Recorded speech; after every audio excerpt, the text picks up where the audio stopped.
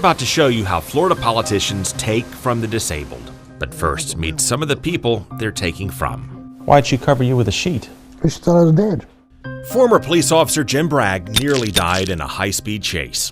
It crushed his spine and left him brain damaged. His short-term memory is shot. And I forget where I'm going or why and what I'm looking for, that type of stuff. Former Officer Bob Brown walked into an ambush. I was responding to a call of a man harassing kids at a playground. The gunman ripped him with bullets. And he shoots you immediately in the hand and then here in the upper chest. Yes, he did. Former Officer Joe Johnson got rammed by a dump truck and on his way to get treatment. A woman ran a stop sign doing about 50 or 60, hit me broadside. I hit a tree and flipped 3 times. He got crushed again. I sustained like 80, 90 fractures. My lungs were punctured. My hips were broken. My shoulders, shoulder blades, and collarbones were broken. These are the most wounded of our wounded. And add former Officer Jim Bonford to the list. He was sickened by toxins, and then a bad guy dragged him from a car and crushed his legs. When I opened up the car door, grabbed him by the shirt, put the car in the gear, and the car started moving forward. Now his legs are in braces, and his arms can't stop shaking. If it's at rest, it's doing it.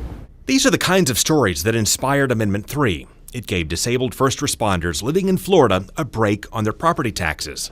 In 2016, it passed with 84% of the vote. Then we discovered a catch. No property tax relief at all.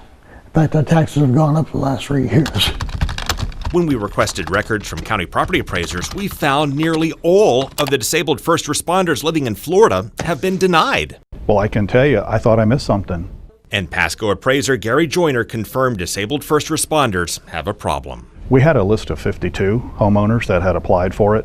So 52 apply. Yes, sir. How many get it? 6. That's just Pasco County. We found a couple of hundred others also injured in the line of duty. They are permanently and totally disabled according to the federal government. And now they're totally denied thanks to the Florida legislature. That's kind of misleading, I think, in a little way to everybody. After voters passed this tax break for disabled first responders living in Florida, the legislature and former Governor Scott disqualified most disabled first responders living in Florida. Why would you turn around and deny me a benefit that the people of the state of Florida overwhelmingly approved? State lawmakers unanimously passed a bill that excludes responders who were disabled while working for agencies out of state. It doesn't matter how long they've been living or paying taxes in Florida. A police officer crushed in New York, disqualified. Shot and disabled in New Jersey, disqualified. Brain damaged in South Carolina, disqualified. And didn't even publicize it, so nobody knows. And when we called the lawmakers, even they didn't know what they had passed. So I was very disappointed when you told me today that anybody from New York or anywhere else cannot get the tax break. In the flood of bills that came up for rapid-fire votes, lawmakers thought this one implemented the amendment as written on the ballot for disabled first responders living in Florida. It wasn't clear, I think.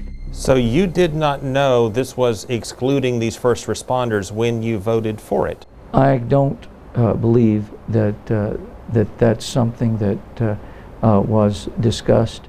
Well, Republican Senator David Simmons responded by filing a bill to lift the restrictions in the Senate. But as the filing deadline approached, House lawmakers like John Cortez had already maxed out on what they can file. My 6 bills are gone.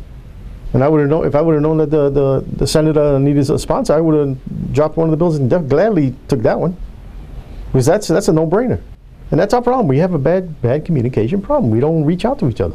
But the first responders may have caught a break when freshman lawmaker Adam Hattersley watched our last investigation. A friend of mine sent me a link to one of the reports that you guys had done about this issue, and we started digging into it. I was frankly shocked. Simmons, a Republican, and Hattersley, a Democrat, are now leading a bipartisan push to reverse what we exposed and give first responders the help they say they deserve. And they deserve that protection, and it's expressly what the voters voted for. There was no stipulation that it had to be in Florida. I was disappointed that we would not only supersede the clear will of the voters in the language of the Constitution, but that we would even consider treating first responders and veterans this way.